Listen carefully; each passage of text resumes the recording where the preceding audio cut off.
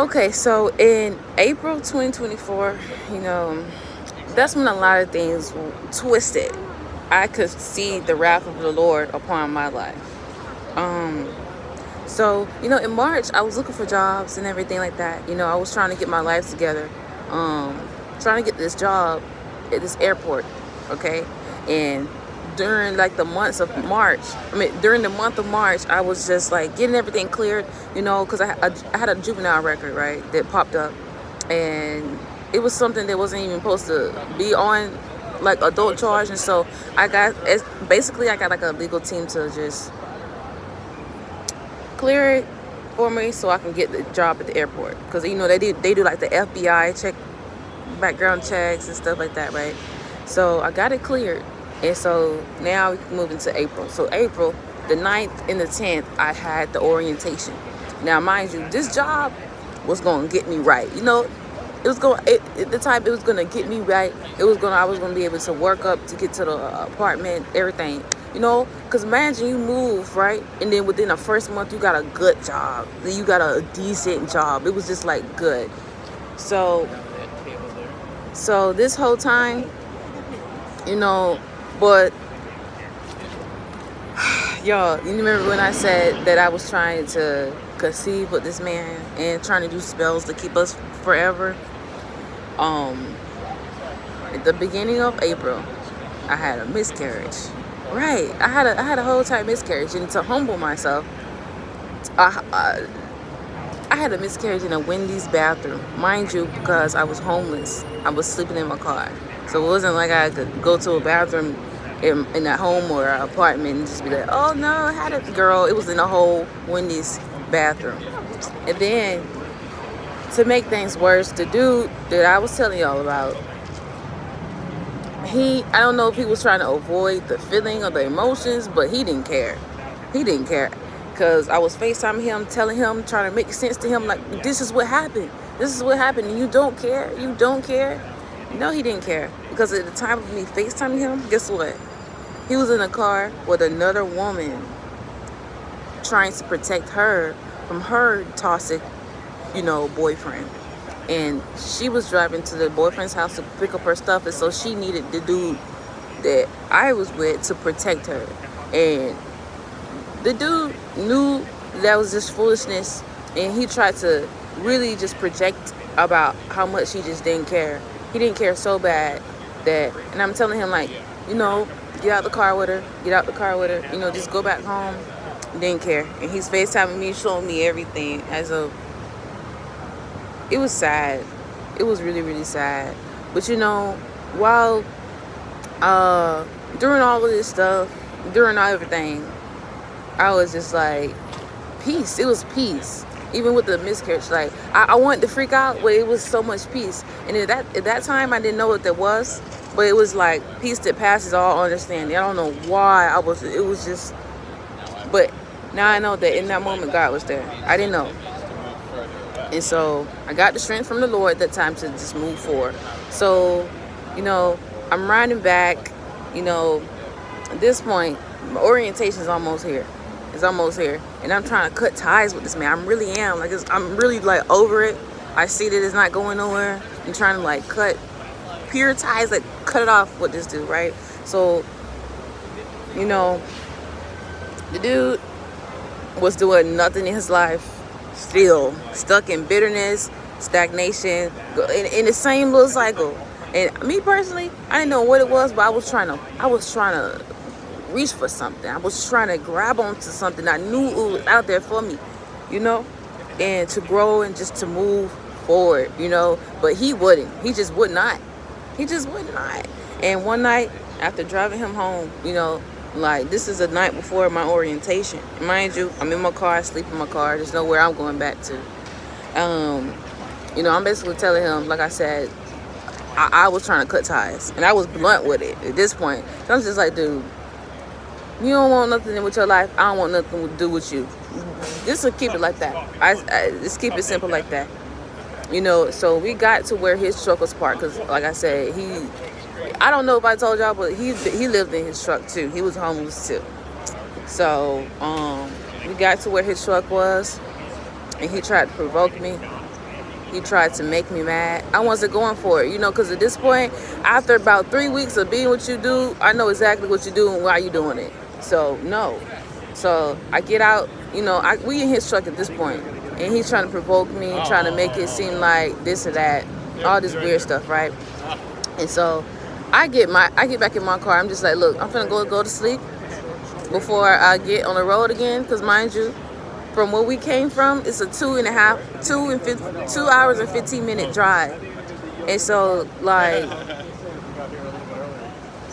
okay, so yeah, basically where we're coming from, it's like a 2 hour and 15-minute drive. And it's already past midnight. It's morning time, like 1, 2, 3, right? So I'm just like, look, I'm finna sleep right here and then just go to the orientation in the morning, you know? And he was like, no, like, you gotta go. He started cussing, exploding. He just getting mad because he couldn't make me mad. Now he's just trying to get me out of there. I'm just like, dude, you got me messed up. I'm finna go to sleep. I'm finna go to sleep right here. And so, he started yanking on my door, everything like that. I don't want to get into it, but it was a domestic violence situation. And I ended up, you know, I had scissors in the car, in my car door, and I ended up stabbing him in the hand. He started to freak out. Started freaking out. I freaked out too, because I'm like, wow. So he stole my phone. He took my phone, and, you know, got in his truck. So I'm just like, look, I don't care about my car. Look, you're not finna take my phone, because if anything, I need my phone. So I got in his truck, and I'm yelling, give back my phone. And he's driving. I didn't know, but he was driving to the hospital. He was driving to the hospital. And so we get to the hospital. By this point, I don't know what happened, probably because I was yelling and stuff. Police was already there. So, long story shorter, I got arrested. And I got booked. Yeah. I got booked. And so, the hospital, the police, the arrest, it was chaos. I ended up in jail, but, you know, God had me, you know. So I get locked up, right? And this woman didn't know it, and I didn't know it. But now that I look back, she was a prophet. And she was prophesying to me. Like, God got you in here for a reason. You know? And so, before I go any further, I had contacted one of my family members to help bond me out. And the bond was paid, right? But for some reason, even though the bond was paid, I was kept in I was kept for longer. Like, mind you, like, I get locked up, bonds paid, I was supposed to be released the day after that. But that day was not released, so it led me into, like, the weekend. So, when I tell you this was the weirdest thing ever, I'm talking about what came over the whole entire city was a storm. A really bad storm. I'm talking about the lights in the jail even went out. Storm. Like, it was bad.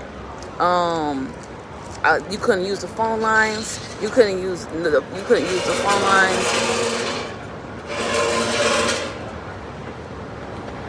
You couldn't use the phone lines. You couldn't use nothing. It was just bad. It was a bad storm.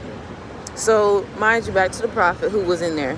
She was just like, look, God got you in here for a reason. He got you sitting down in here for a reason, you know? And basically,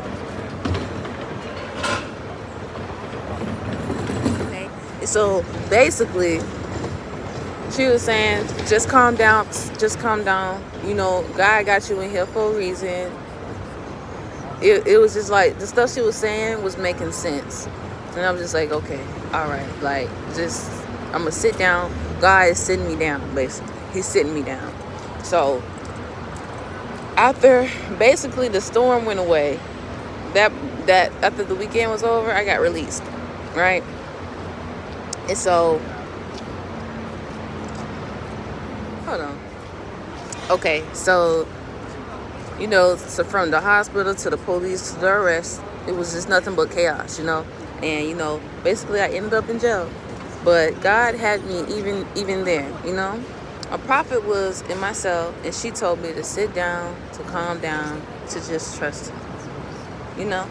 And even though my bond had been paid, I had to sit there 3 days longer. 3 days longer. And outside, you know, like I told you, the storm raged. It was bad. Trees down, power down, the city in chaos, jail, no lights, everything was just bad. Like, imagine being in jail, locked up, darkness. It's pure darkness. But, you know, God's timing, that's what it was. God's timing kept me from going back. And, you know, the revelation I got a little later was, if I was to have been released on the day that I was supposed to be released, I wouldn't have made it. I would have been going back into a domestic violence situation. In that time, I would not have made it. So with the Lord doing with his delay, it was needed for sure, you know. And like I said, if I had not left earlier, I might have not survived that night, you know. But I left out. I left out. It was so weird. Like, I left out and trees was down, lines was down. It looked like chaos happened when I came into chaos, left out to chaos. And so, you know, I walked out. I still had my car. My car was not impounded, you know, thank God. And I got in the car, and, you know, I texted dude when I left out. I was just like, you know, you tried to stop me, blah, blah, blah. You can't. You just can't. I'm sorry. I thought you could, but don't look like you can. So, ha, ha, ha. You know, just like shoving it in his face in a way. But that's not what I should have done.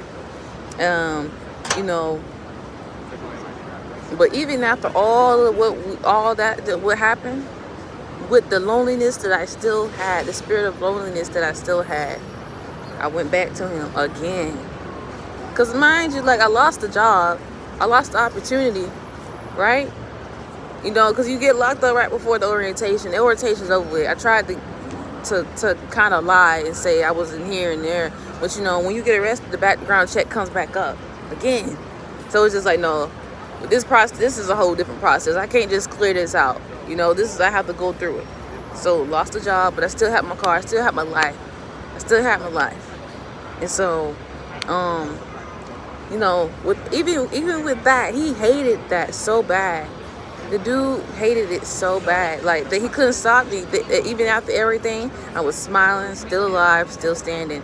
And when I tried to help him see, you know, like I said, pushing it in his face, he got more violent. And, you know, he started to choke me, and he left a mark. And so after that, I had to finally acknowledge, bro, I can't fix them. Some people just can't be fixed, and you can't be the one who fixes them.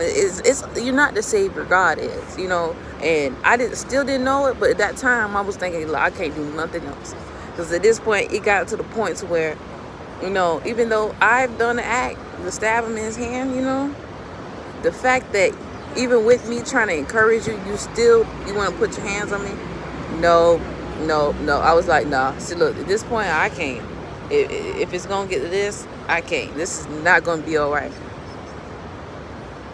And, you know, like, here's the revelation I kind of got from all of this. This isn't just about one man. This is about spiritual principle behind soul ties, ungodly covenants, and the way the enemy sets traps in our relationships. You know, and like it says, like, again, in 1 Corinthians 6, verse 16 says, do you not know he who unites himself with a prostitute is one with her in body? For it says, the two will become one flesh. Soul ties aren't just emotional, they're spiritual. And every time I returned to the dude, every time I tried to reason with him, you know, all that, it just kept feeding the soul tie, feeding it. Okay? And so, by the end of April, bro, I was still trying to be in control, still trying to be, you know, I was manifesting still. I was praying to the universe or to a false god. I don't know what I was doing, but I wasn't fully there to realize what I was doing. And I thought it was some type of something that was like, you know, I was trying to create abundance, trying to control outcomes. But again, in Psalms 127, verse 1 says, it reminds us that unless the Lord builds the house, the builders labor in vain. And that's all I was doing, laboring in vain, coming up with ideas that were not from God, you know, trying to make things happen that were not from God, trying to control outcomes, trying to control this and that. You know, I thought I could control my life, my business, that I will talk to you about later. My job, my freedom, my relationship, my life, you know. But the enemy had a foothold, and nothing I did could break it on my own. I couldn't break that foothold on my own. Even after the jail, the violence, the manipulation, the heartbreak, God began the work. He started pulling me towards real surrender. But I didn't know it at the time. I didn't know it. Not manifesting to the universe, not manipulating circumstances, but crying out. In this point, I was crying out. I didn't know it. But around the end of April, I was crying out real bad to Jesus, to the Lord. And I didn't know it. And that's where May begins, you know. Not just as a continuation of chaos, but as a spiritual reckoning. You know, April is the month where I had to face the chains I've been ignoring. The soul ties that I thought I could manage. The darkness I thought I could control. And, you know, you can't fight the enemy with your own hands. You can't manifest your way out of spiritual traps. Because, you know, you only working with the devil with the devil's work. You get what I'm saying? But Psalms 91 reminds us that he who dwells in the secret place of the Most High shall abide under the shadow of the Almighty. You know, freedom comes from dwelling in Jesus, not dwelling in your attempt at control, not dwelling in your idolatry, fornication, your sin. You know, not trying to outsmart the darkness, you know, or control people who are already bound. Like, how can you, that just, I'm sorry, y'all. It's just like you trying to control somebody who's already bound. You can't, you can't. You just can't. Okay? And, you know, April taught me that your life can look like chaos, job loss, relationships, domestic violence, soul ties binding, but God is still at work. And even in storm, even in jail, even when the enemy is trying to orchestrate your destruction, you know, the Lord is still and always preparing your Jordan crossing. And in May, that's what that was. In May, the shift started. The start of freedom was coming too. And the start of God breaking chains, even when I couldn't see it yet.